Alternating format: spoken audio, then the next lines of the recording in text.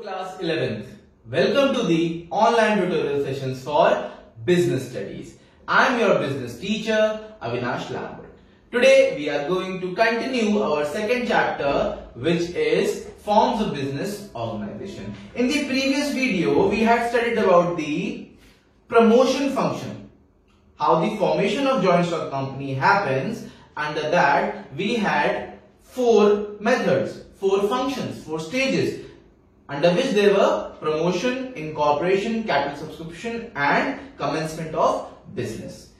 So we had completed the promotion function, and today we are going to do the new topic, which is important documents used in the formation of company. Now in the promotion function, this includes as the important documents which are used in the formation of company. Now students, there are three important documents.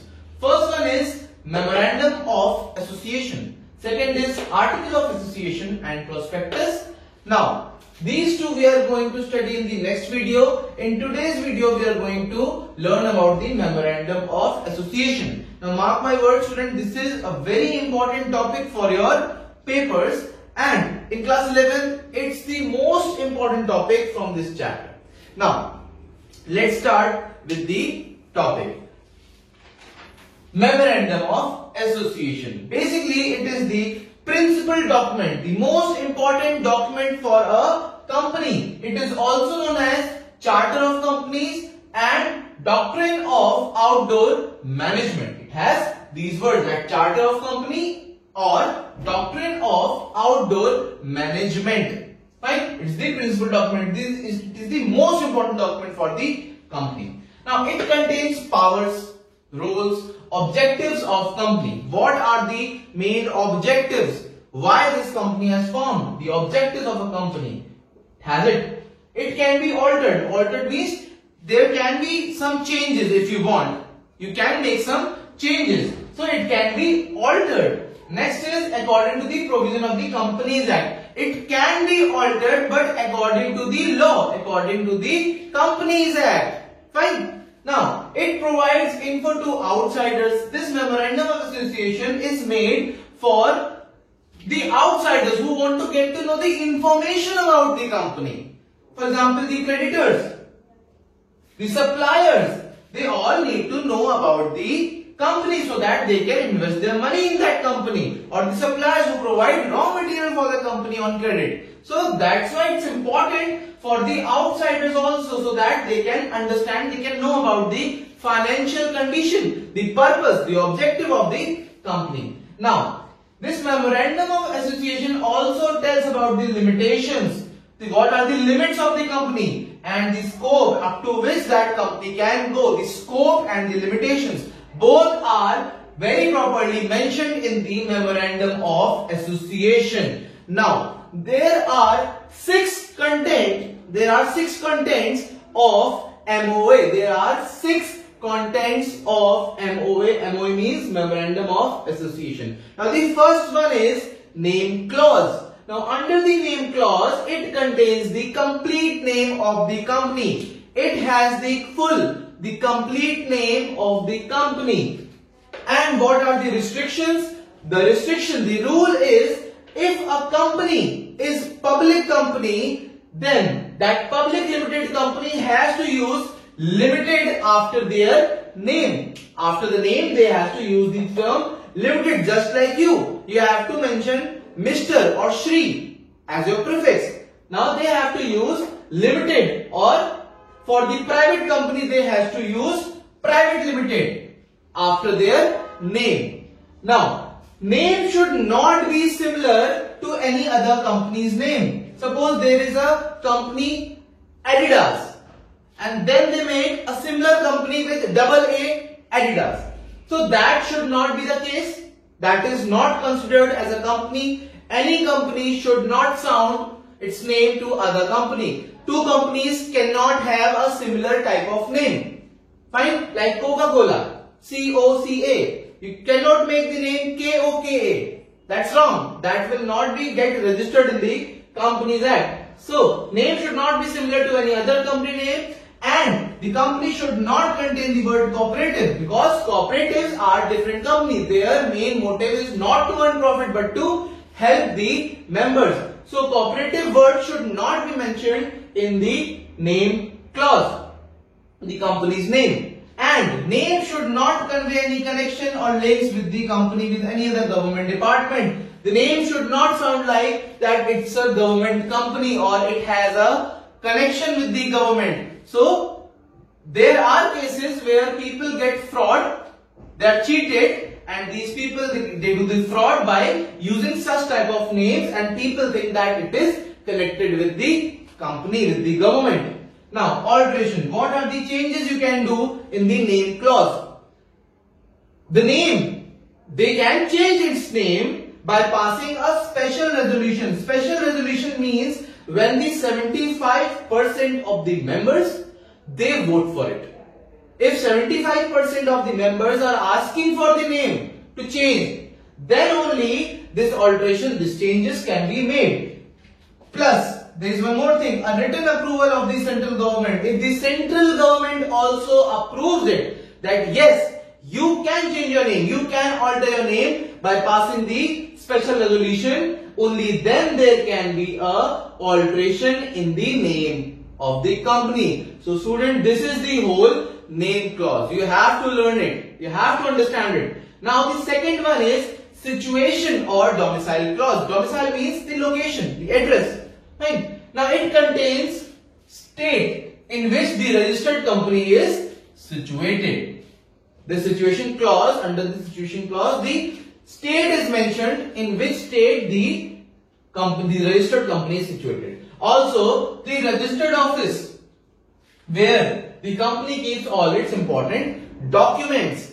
You have to mention the registered office also, that where is your registered office located. One, you have to note down the location of the company, plus you have to note down the registered office of that company. Now, company must have a registered office. It's a rule, it's a must that a company must have a registered office. Company must have a registered office. Now, they have the options. Fine. One is when it starts business activities. When the company starts the business activities, then they have to make a registered office. And next, that is within 30 days of registration. After the registration work is completed, after 30 days they have to start their registered office. Fine. So they have got two options. When it starts the business activities, this B/S is business. In short, I have written that. When it starts business activities or within the 30 days of registration, whichever is earlier. Whatever comes first, they have to do the registration. They have to make a registration office. Now the alteration. What changes can they do in the location? First, there is a case of office shift from first state to another state. Suppose they want to shift from Uttar Pradesh to Punjab. Then in that case, a special resolution, again 75+% of the members must vote for it, and obtaining sanction both state registered. The sanction of both state registered must also be there. Both the states, from the state from where you are shifting and to the state from where you are going to shift. Both states registered must approve that, must sanction your request. Only then you can shift your office from one state to another state. Now, second one is office shift from one city to another. Means within the state you want to shift your office. Now in that case you can pass a special bill or special resolution of plus 75% members. Then you can shift your office from one city to another. Now you don't need any state registered sanction. You don't need that. You just pass the special resolution of 75+% and there you can shift your office from one city to another. Now the last one, office shift from one locality to another. Within the city you want to change. Within the city you want to change. Now in that case by passing ordinary resolution. Under the ordinary resolution you need only 50% of votes. In that case you can shift from one locality to another locality. Now let's come to the third objective. Fine. the third clause is objective clause, under which it contains main and secondary objectives of the company. The main, the primary objectives for what that company has been made, that objective is mentioned, and also the secondary, the other objectives of that company is also maintained. Now, it defines scope and limitations of the company, up to what extent it can go and what are the limits of that company is also mentioned. Now, there are few conditions of the objective clause. The objectives must be following these conditions. First, the objectives should be legal. It should be a legal work. It should not be you have made the company for bank robberies. Let's come and join, make a company and let's rob all the banks. It's illegal. The objective should be legal. Should not be contrary to any provision of the law. It should not be against the law. All the provisions must follow and obey the law, and must not be immoral, and it should not be unethical. It should be good. It should be morally good. It should not be immoral. Now, alteration. How can you change the objective clause? The alteration can be made by passing special resolution. Again, special resolution means 75% votes. 75% votes, and also the permission of Companies Law Board. There is a board which sees all the requests and all such things like objective clause and name clause, all the amendments which need to be made. The Companies Law Board checks on that. So this is the objective clause. Now the next one is liability clause. Let's start with the liability clause. Now, it defines liability of members. What is the liability of the members? That is being determined by this liability clause. Now, this liability clause is divided into two parts. One is companies limited by shares and companies limited by guarantee. Now, under the companies limited by shares, it's very easy. It means to extent of unpaid amount of share capital. See, the members, they buy the shares. Now, the payment of that shares is done later on, but they get the shares. So in that case, to extent of unpaid amount, whatever amount is unpaid, that amount is the liability of the member. Suppose the company issued 1000 shares at rupees 10 each, and that person buys all those 1000 shares at rupees 10. But at the time of winding up, when the company is winding up, when the company is being disclosed, then dissolved, when the company is being dissolved, then at that time when the company is being winded up, he paid rupees 7. He paid rupees 7 per share. Therefore, the amount paid is rupees 7,000. That is 1,000 for the shares into 7. So 7,000 rupees he has paid. But the total amount unpaid means that amount which he has not paid, which is 1,000, that number of shares, and 3, that is the unpaid amount. 3,000 rupees is the limited, that the liability of that member.